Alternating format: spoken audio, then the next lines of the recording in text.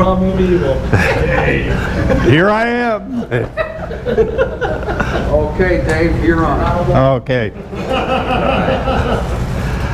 I feel so blessed to be here. We weren't sure if I was going to be able to make it, but a couple weeks ago I was just praying on it, and I spoke to my wife and says, you know, I just feel like God's calling me to go. And she says, then let's get your ticket. And she went online right then and started trying to find a ticket.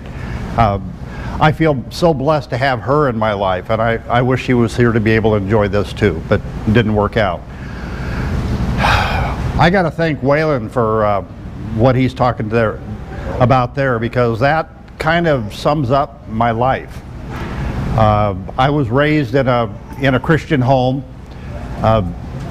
Went to church, started in church even before I can remember, and just from a kid was raised in it, and raised in a Baptist church. And then we moved and went to a town called Castle Rock, where we went to a Christian church, which I found out later is Disciples of Christ. I just always thought, well, I'm a Christian because I go to the Christian church. And one of the things about my childhood, I've had so many accidents and so many near-death experiences that I could write a book on that. But I've been run over by a car when I was little. I've fallen out of the top of a tree when the top fell out onto my back and survived. A bunch of different things like this. But my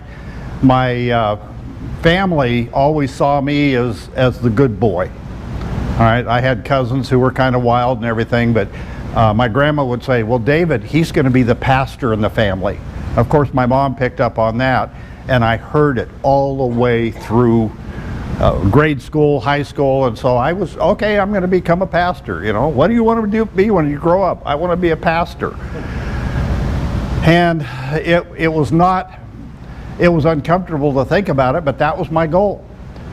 And I got into high school, and again, I was a good boy. I didn't smoke, drink, chew, go with girls to do, or any of that. I went to church all the time, Sunday morning, Sunday evening, Wednesday, whatever they had it. And I thought I was doing good. And then I was yanked out of my little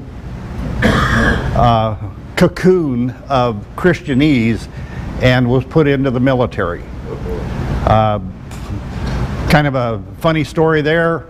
It was time of Vietnam. My cousin wanted me to join the Army with him, go buddy plan. Vietnam's going on, the Army goes to Vietnam. I went to the Air Force and said, would I have to be in, or go to Vietnam if I was in the Air Force? Well, if you're a crew chief on a jet or whatever, fine, you know, but other than that, don't worry about it.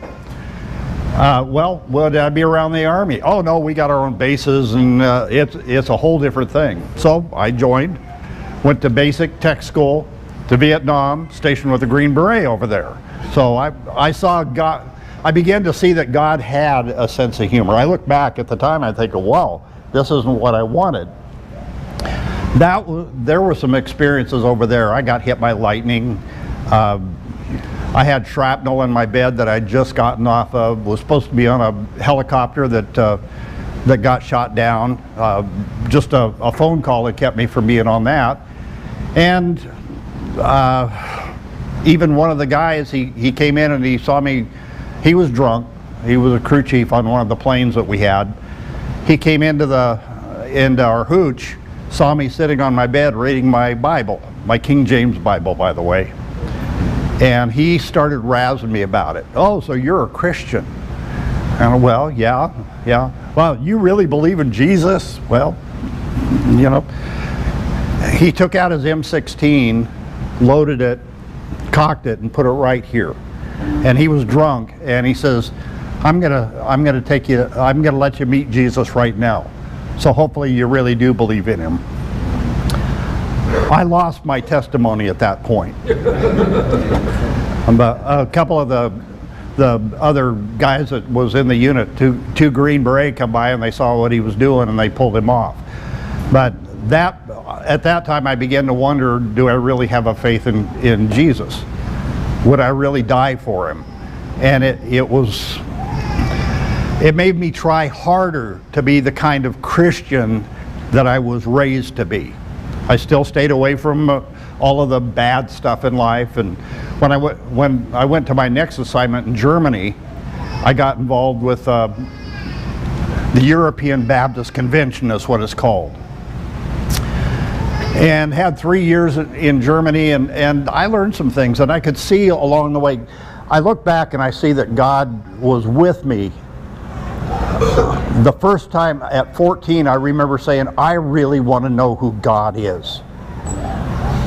And He took me up on that. But He took me through some really tough times. Almost being killed by a fellow soldier was a tough time. Getting hit by lightning, having, almost being on a helicopter, those kind of things, they shake your core about who you might be.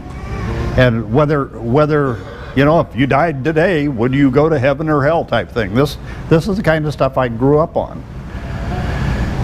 But I saw Him lead me through my whole military service, and Europe was actually kind of nice. And I thought that when I came back from there, in fact, I came back on leave one time, and my grandmother, who was very hardcore fundamentalist at the time, she says, well, David, would you like a cup of coffee? My mom had taken me out to see her. I says, no, Grandma, I'm saved. And her jaw drops, and that was just that's where I was. I saw myself as, okay, you guys got all your rules, I'll make up my own rules, and I'm just kind of mocking you in your idea of salvation. So I began to see God pulling me out at that point of thinking that same way. When I did get out of the military, I'm going to start Bible college. I'm going to be a preacher. And He began to kick all of the supports out from under me. And I ended up not being able to go to college. I ended up having to get a job. I ended up getting married, and it was 2 years before we had any children, but I began to see that life was really going to be a struggle. And the wife that I had at the time was not really supportive, and I'm not going to downplay anything. I found out after 30 years that she had many boyfriends, and we went to church all the time, Sunday morning, Sunday evening, Wednesday. I tried to be involved any way I could, and then all of a sudden I'm finding myself in a situation to where I can't seem to please my wife. And I even caught her with one of the Christian school teachers in our own house. That's the kind of thing and it began to really shake my faith. And is God really, I'm doing all of these things, how come God isn't, how come I'm not getting blessed with a good wife and all this other? I was struggling in a real estate business, but then there were other times that, and I was sharing this, I had a chance to buy into an airplane. I had learned to fly when I first got out of the service. I thought at one time being a missionary, aviation. I had a chance to buy into an airplane, and we put it together, and I was going to use it for real estate, and I just felt like God was taking me through all of that. Okay, maybe, you have your good times, and all of a sudden, well, He's at least doing this for me. 3 months after we got the plane together and I was using it, I crashed on landing, and a wind shear hit me, flipped me into a tree. I flipped over, came in on my head, broke my neck the same way that Christopher Reeves broke his. And for 3 weeks, they say that I talked, but I don't remember 3 weeks of my life. And when I come out, I'm laying in a hospital bed at home. They'd already taken me in, drilled holes in my head, put the halo on, and I'm at home when I wake up. And the first thing out of my mouth is, God, I've ruined everything. I've destroyed my family. I am no good. Look what a mess I've made of my life. And I swear that he was at the end of my bed. I didn't see a vision or anything, but I felt his presence there pointing at me. And he was saying, do you remember when you were calling me your source? How come I'm not your source anymore? And he reminded me of when I was sitting with my family, and life at that time was kind of going well. I was kind of reconciling with the wife, and we got through some tough things. And I'm thinking, okay, maybe at this point I was thinking, okay, maybe God is beginning to bless me for what I'm trying to do.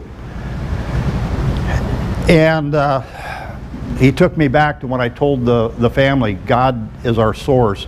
He can either turn the spigot on or he can turn it off. And that night, though, when he reminded me of that, I says, okay, I want to get back there. Let me, if we lose everything, I'm still going to trust in you. And it was like he said, that's all I wanted to hear. Okay? So my goal along the way was always to try and be pleasing. Going to church. We were name it and claim it for a while. We went through the Pentecostal type stuff. But every one of those, he continued to kick the supports out from under me, and I didn't know where I was. Okay? Because of my accident, I had some years to where I was really, really in bad shape. Taking a lot of pain pills. They didn't know if I was going to live or die for quite a while. And during that time, my wife had many affairs. And I found out later that she was actually trying to overdose me on a number of cases. And that broke my heart to know that. Because I wanted a good marriage. I wanted a godly marriage. I knew we'd had problems, but I was going to make this marriage work and it be a godly marriage, the way God intended. Until the day that I told her that we're going to make it through all of this. We're going to do this. We're going to be a glory to God. 2 days later, I got the divorce papers. And it totally broke me. To the point I ended up on the 5th floor of the VA in the suicide. They were watching me for suicide. I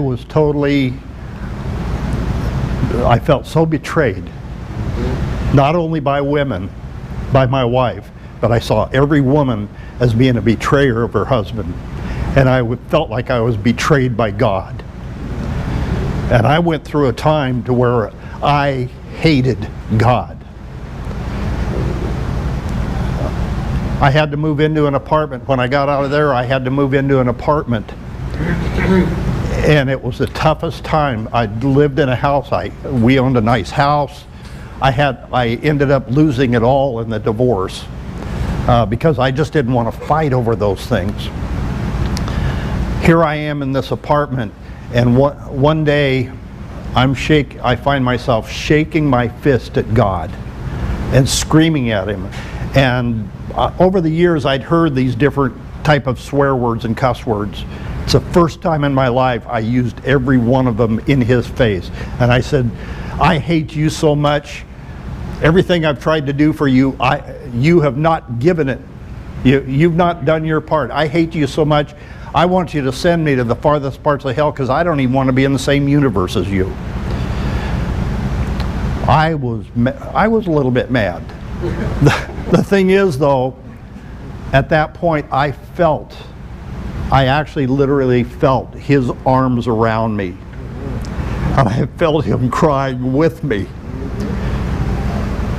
And I felt him saying, I love you. You are precious to me. And it broke me at that point. And what it did is it helped me to get up and start, okay, what do you want of me? I've been broken. I have at the time, my wife had told enough stories. Oh, I was a child molester, I was an abuser, all of these things to where I couldn't even see my kids or my grandkids, and I lived within 3 miles of them. That's why I ended up in the suicide. I was ready to end it. When I was up on the floor, the doctor said, "You're taking a lot of medicine." Why is this? Well, I broke my neck and I've got to take all of this stuff. I was taking OxyContin at the time, which is very, very strong. I was taking 180 milligrams 3 times a day, just to try and keep the pain levels down, to where I could act normal. I could drive. I was fine as long as I had that. They says, "You're taking some tough stuff. What if we could get you on something less?" If I don't have to take the medicine, I don't want it, okay? If you can get me off of it, fine. Well, we have this program. So they started weaning me off the OxyContin and put me on a fake morphine is what it was. I can't remember the name of it now. 2 days into it, I was having lunch and I dropped to the floor like a rock. They took me back to the bed. They checked me out. My breathing was almost gone. I had no feeling. My oxygen levels were down to like 40% in my blood. And they had overdosed me is what they did. And they had to use a special, I'm kind of going over this because it's leading up to the next point.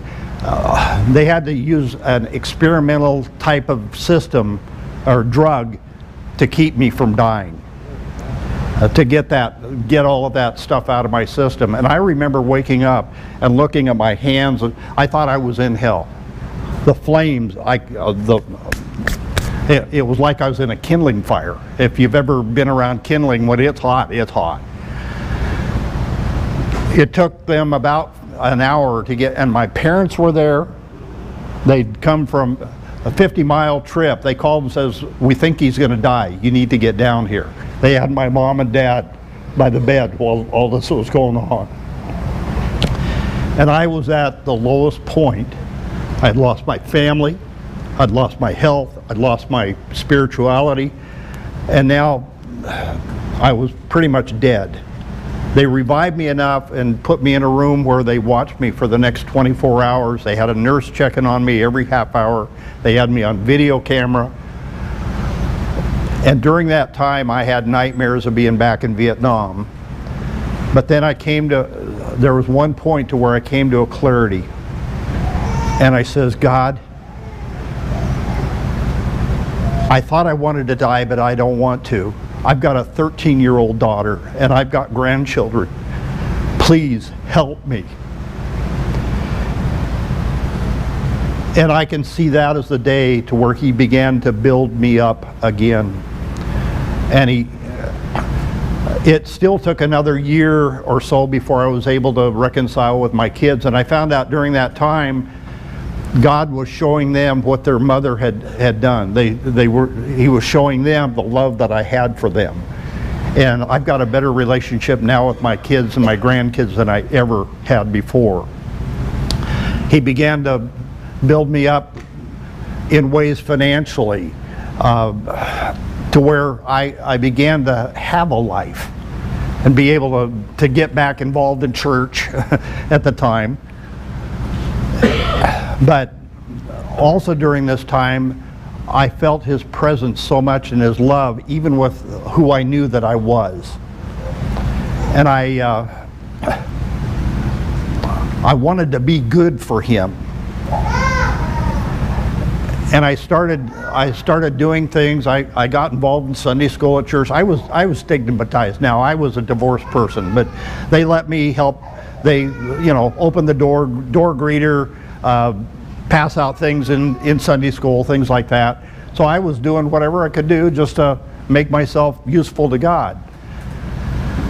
Well, during this time, and now we're talking a few years out from the divorce, but during this time there was a gal that kind of was sweet on me in church, and I'm thinking, well, maybe God's starting to, and 6 years of stringing me along. I even plumbed her house, thinking that, and there was no romance, by the way. It was all just teasing, but it made me again wonder if there were any women that could be trusted. All right, and it was, God, are you playing a trick on me? Are you playing jokes on me? So I got to a point, I say I evolved a BS meter within myself, and I was around, I could be around a woman for 10 minutes, a single gal 10 minutes, and ask a couple of questions and hear her answers, and I knew what her agenda was. And I was walking away from all of that. I decided I'm not going to get married again. I don't want to ever take a chance of having my heart broken. I got a chance with the church to go to Thailand for 2 weeks and see some of the missions that were over there. But when I signed up for it, paid my money, and then my mom got sick. And my mother, I was telling Martin about this, she kept me alive and encouraged during the divorce, and anything that she could do, she tried to build me up. You know, she was even doing my laundry for me, you know, and meals all the time, and she tried to make me feel like I was still important. Now she's had a heart attack, she's in the hospital, and I'm sitting there by her bed, and I says, you know, I think I'm going to cancel the trip to Thailand because I need to be here with you. And she looked at me and she says, don't you dare. I feel like when you go to Thailand, God is going to meet you there, and He's going to give you a purpose for life. So you don't, even if I'm dead, you go to Thailand. Promise me. Okay. 2 days after she died, I went to Thailand, which didn't make my family real happy, but I was fulfilling a promise to my mother. And she was right. God began to do things in my life over there, and I began to see things. And it was around this time that I began to understand, this gal that I was telling you that was leading me on, she asked me some questions about hell. And I says, well, I'm not sure on that. I'm going to do my own study because I can't get any decent answers out of preachers. I was looking on the internet and found this one site by this guy by the name of Jeff Priddy. And I kind of liked what he had to say. And then I found L. Ray Smith, and I found some that I just said, forget that. And then I found Martin's site. And the Martin Zender and Sheridan show. And I began to listen to that two and three and four of those at a time, and then go back and so I was beginning to understand. But I went to Thailand, and in fact it was right after Thailand that I got back and learned that. When I got back from Thailand though, my doctors had said, hey, we want to do some tests on you when you get back. I'd gone in for my annual physical. And I opened my mail after being gone, and it says, we're canceling the test that we have for you in April. Well, okay. They must have looked at my blood test and everything's okay, so no problem. I read a few pages back. We've rescheduled for like 7 days away from where I was right then. And I went in, and they said, well, it looks like you have prostate cancer, but we want to do the test. And so I went through the test, and the nurse says, go home, you won't hear anything from us for 10 days.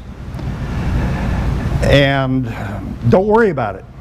Well, I go home. 2 days later, I get a call from that nurse. I said, should I be sitting down? She said, yes, you have cancer. And I got off the phone, and I walked into the bathroom, turned the water on, pouring water on my face, and I just said, God, why me? Everything I've gone through, why me? And I heard this voice, well, why not you? What? It says, look at the things that you've gone through in the past that I've taken you through and shown you my glory. Do you think I'm going to stop now? Again, I broke, and I says, whatever happens, you're in charge. Do your best. And from there, I went through treatment. It didn't help. I ended up going to a place to where I learned to eat better food and detox, and now I've been cancer-free for a number of years. Out of it, I got better health, but it was during the time down there that I took some of your stuff, and I had some books by that point, and I began a place in California, Lemon Grove Optimum Health Institute. Down there, God was talking to me at different times about, here I am with weird people, Buddhists, Taoists, you know, everybody who's into the holistic stuff. And here I am, this puny little Christian, but he just told me one time, I was talking to one gal and I just mentioned God. Don't talk to me about God, I don't believe in God, I'm an atheist. Oh, okay, and she walks off and I'm sitting there thinking, wow, this is different. God spoke to me again and said, you need to love these people the way I love them. And he was doing my time, or he was changing me. And over the years I went back to Thailand and had him speaking to me over there about these people. I walk these streets, these are the same kind of people as I was around. You need to love them the way I love you, or I love them. I was going to go live over there. Came back, found and he brought this wonderful lady into my life. In fact, the first major conversation we had, she says, oh, I see on Facebook that you're going to some kind of conference in California. What's that all about? I didn't want to tell her because I'd already been hurt by one other gal when I told her what I was looking or checking into. So I just wouldn't answer her question. She kept after it. I says, I'm not going to answer that question until you answer this one for me. Is Jesus, do you think Jesus is a successful Savior? And she, well, yeah, I figured this will blow her off. I don't have to worry about it after this. She says, well, yeah, but tell me more. We began to email and talk on the phone, and our relationship just kind of heated up from there over the months. Martin, at that Sacramento conference, I was still broken in many ways, especially in my thought processes and everything. Martin and Clyde sat down with me for about 45 minutes, and I went home a free man. God freed me up, and my life has just continued to blossom since. Oh, I went through another spout with, I had kidney stones and stuff like this, but I look back at all of these. I've been on the potter's wheel over and over again, and every time it was a matter of God telling me again, I'm trimming you, I'm putting you in a position to where you're useful. And I look at myself, I'll end it with this. I look at myself, I've been married now for 4.5 years to the most wonderful lady in my life. I had a bad marriage, she had a bad marriage. We understand contrast now because of Martin. And I don't worry about where she's at, she doesn't worry about where I'm at, and we listen to Martin and Alan on a regular basis. I walked away from church 5 years ago, and I have learned more about the love of God since then than I ever did in the first 63 years that I went to church. Okay? And this is my family. All over the country, I have family now that I love more and I value more than those that my friends that basically, he's a heretic now. My best friend walked away from me because I would no longer go to church. He won't even talk to me. My own brother has totally, I shared First Idiot with him, and he won't even talk to me now. But you know, I've got this family, I've got Alan, I can talk to Martin, I've got Rob, and it's just fantastic where God has taken me. I understood the problem of evil when Waylon was talking about it, because I've had a lot of raw in my life, and out of it God has built someone that I can look in the mirror and say, you know what, God is pleased with you. He's pleased with what he's doing with you, and I'm so thankful for that. And I'll quit there.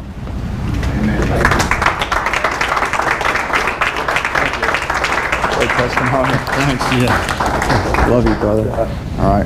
Very good. And it's an amazing story. The thing is, everybody here can, the tales God weaves through people's lives. It's unbelievable how He keeps track of everything. He brings people through these difficult situations. He doesn't just take you to the top of Mount Everest. You know, you have to go through Camp 1, Camp 2, Camp 3, and you get acclimated to the glory of God through trial and suffering. And He says He brings many sons to glory through suffering, through trial. You would never order one of those things for your own life. How can anybody talk about free will after listening to your testimony? Nobody orders those things for their lives. God's the author and the finisher of our faith. Ah, that's fantastic. Well, let's take a 10-minute break, and then we'll eliminate the question and answer at the end. We'll gather the questions and we'll deal with them tomorrow. I was glad to hear every word you said. We'll take 10 minutes. We'll come back with Alan. I'll finish up. I know we're pushing you. But you know what? You're here for the teaching. You're here for this testimony. You're going to get filled up by the time you get out of here. You're going to be sick of it, right? And that's what we do. This is intense. It's fuel. Because you're going to have to make it last for a while if the Lord doesn't come for us anytime soon. All right, let's take 10 minutes and we'll be back with Alan Hess. Thank you.